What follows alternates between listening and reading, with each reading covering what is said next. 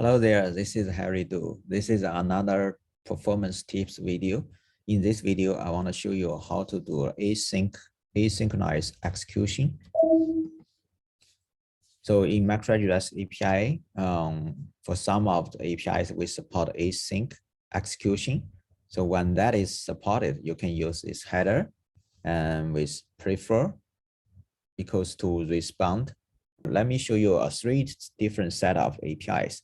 First set is report, document, dossier, cube execution. So you can make this request to create an instance.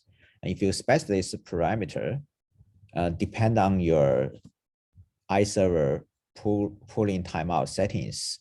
If this is async call, you will be able to get a response, get a status code, and you can use this enum to check the status code.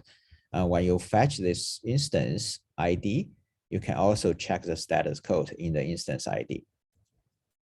And this API may not always use async. It depends on your iServer setting. Another set of API is the schema, right? When you try to reload the schema objects, you can make this call, you can make the post call model/schema reload. When you make this call, you can specify you want to use the respond async. So if you use async, it will give you a task ID. Later, you can use this call, model/task/task ID to check the status of your schema upload, schema reload. The third set of call, exporting call, I'm going to show you is you can, when you try to export to PDF for the document, you can specify whether you want async. So if you use async, you will get a result ID. So you can get a result ID in the response. Then later you can use that result ID to check the result. And you can also use delete call, delete the result. So in this video, I'm going to demo only one for the schema object. Let's look at the REST API playground. So here I have a REST API playground loaded. And if you don't know how to get started, you can watch another video how to get started with MicroStrategy REST API playground. So in this video, I'm going to use this manage schema collection. So in this folder, you see we have a set of a script, set of the request for doing synchronized schema reload. And also we have an example for doing asynchronous schema reload. First, let's take a look at synchronized. First, I'm going to create a login auth token. Okay, I'm going to call this API. So you can see this is not checked, right?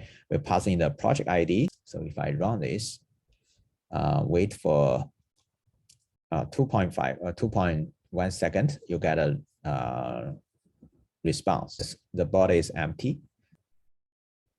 That's a synchronized schema reload. So if you want to do async, you can check, you can set the header, prefer header to be respond async. So when you run this, right, within 0.3 seconds, you get some response with ID.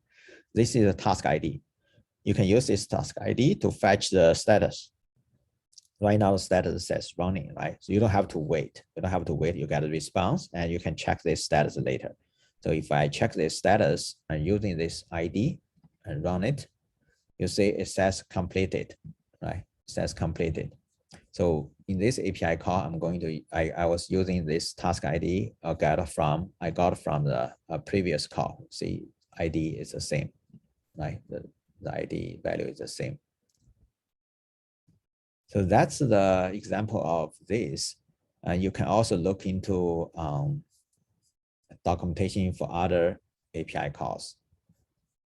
Thank you for watching. I'll see you in next video.